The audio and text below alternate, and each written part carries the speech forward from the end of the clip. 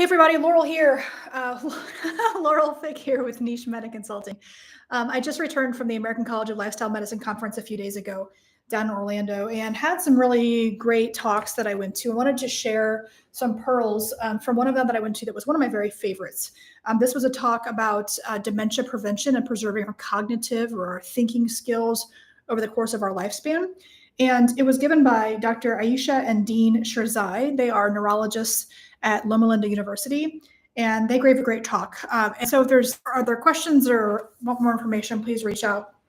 But I just want to share kind of the top 10 takeaways for me about how you can prevent the development of cognitive decline or decrease in brain memory, brain functioning over time. So number 10, early cognitive changes start in middle age. So if you are in your 30s, 40s, and 50s, you're already starting to have cognitive changes that are age-related. Some of those are not able to be prevented. That just is a natural consequence of the aging process.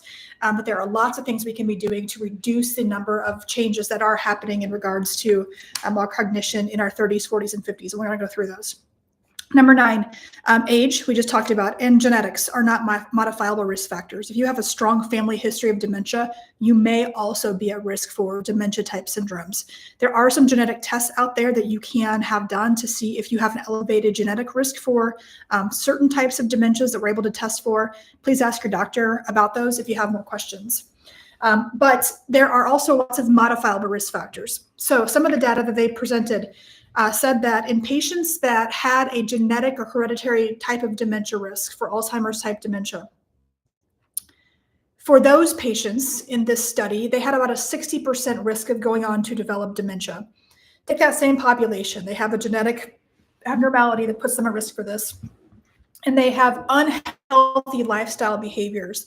That increases their risk of developing dementia to 360%, so from 60 to 360.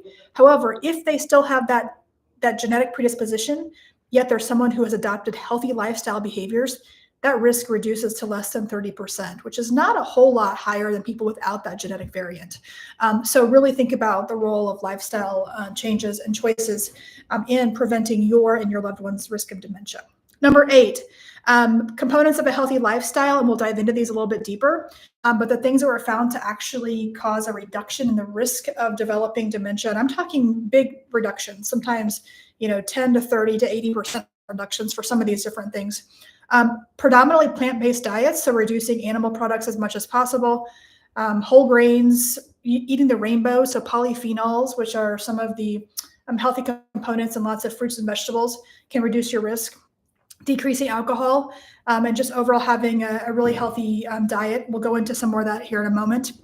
Next, exercise is actually strongly correlated with improving your risk for developing cognitive decline and is a mainstay of dementia prevention programs. Next is stress management. So we all know that life has stress, but reducing bad stress, the type of stress that doesn't help us grow and that becomes toxic and causes some chronic brain changes. Next, restorative sleep. And then optimizing cognitive and social activity to keep the brain functioning really well. Number 7, the MIND diet has some data behind it as being mind protective or brain protective. The MIND diet is a combination of the Mediterranean diet, which is many people have heard about, which is high in fruits, vegetables, olives, legumes, olive oils, fish, nuts, seeds, those types of foods, and that with the DASH diet, which is kind of a low salt diet or hypertension type diet. In that diet, the people that were involved in this study were having decreased amounts of red meat and other plant-based or other animal-based products, decreased sugar. Sugar is kind of brain toxic, especially at high levels.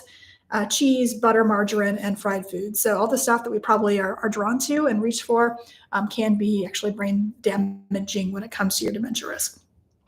Next, number 6.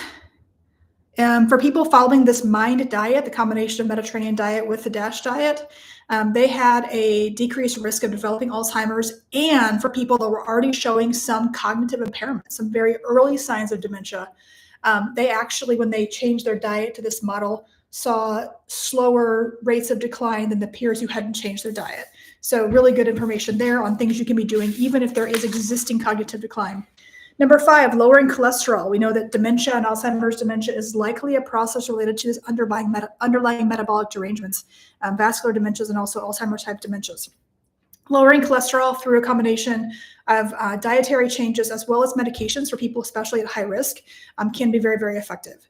Next, omega-3 fatty acids are recommended in patients that have a genetic variant where they have 1 or 2 copies of the ApoE4 allele, which has a increased genetic risk.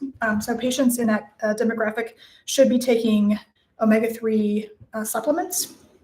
Next, any exercise decreases your risk of developing dementia. The 2 most effective tend to be resistance training, and especially those focusing on the leg. So leg strength and resistance, leg strength is correlated with development of cognitive decline.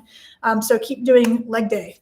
It actually can help grow the bone. This resistance training and exercise grows the bone, not the bone, the brain. It also grows the brain. It's mediated through a chemical that's released called brain-derived brain-derived neutrophilic factor. Is that right? Neutrophilic factor. I can't read my own writing here. And it helps the brain grow and develop. Next, number 2, we want to decrease bed stress. We talked about that before, and also increase restorative sleep at night.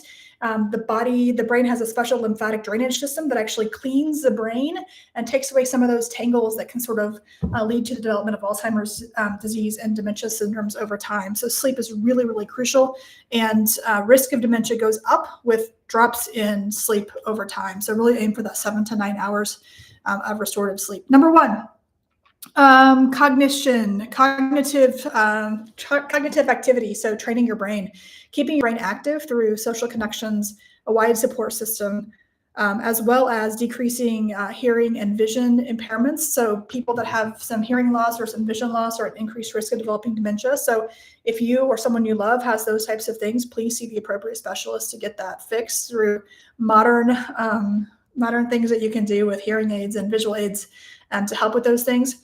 And also keeping involved in really complex tasks. So they did this interesting study where they looked at the risk of Alzheimer's developing in taxi drivers in London. And this is before the GPS days we all have on our phones. So they had to memorize these complex maps and patterns and how to get around the city.